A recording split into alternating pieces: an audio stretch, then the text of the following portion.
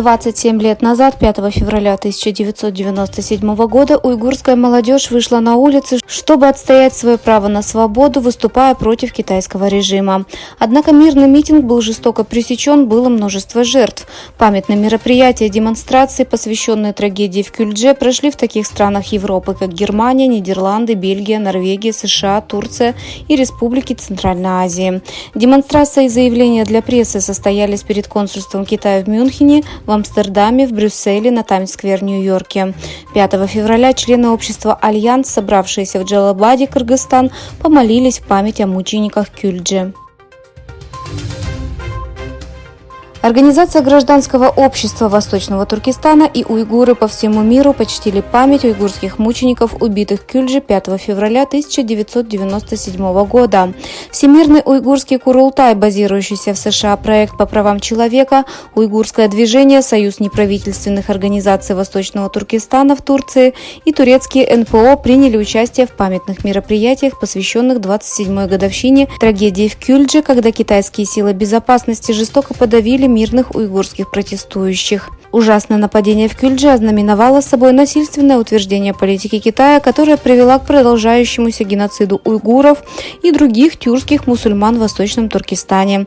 События 5 февраля 1997 года ознаменовали широкомасштабные и систематические репрессии, переросшие в то, что сегодня считается геноцидом. В столице Китая, Пекине, суд приговорил австралийского писателя Ян Хэнцзюня, арестованного 5 лет назад по обвинению в шпионаже, к смертной казни с отсрочкой исполнения приговора. По словам австралийских властей, наказание может быть заменено пожизненным заключением через 2 года. Ян, ученый и писатель, который ведет блог на государственные темы в Китае, последовательно отрицал обвинения, выдвинутые против него, но не обнародование в ходе слушаний, которые длились 3 года. По мнению экспертов по внешней политике, ожидается, что давняя напряженность в отношениях между Австралией и Китаем еще больше усилится. Казахстан увеличит объем поставок нефти по транскаспийскому маршруту до 3 миллионов тонн в течение 2 лет. В 2023 году по транскаспийскому маршруту было перевезено 1 миллион тонн нефти. Ожидается, что к 2024 году будет поставлено до 1,5 миллиона тонн нефти.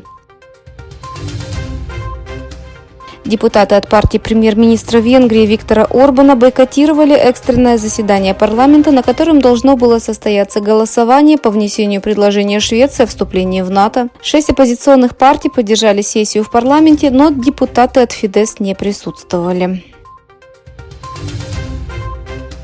Как сообщает Евроньюз, выручка американской сети ресторанов «Макдональдс» не оправдала ожидания рынка в последнем квартале прошлого года, поскольку конфликты на Ближнем Востоке повлияли на продажи компании.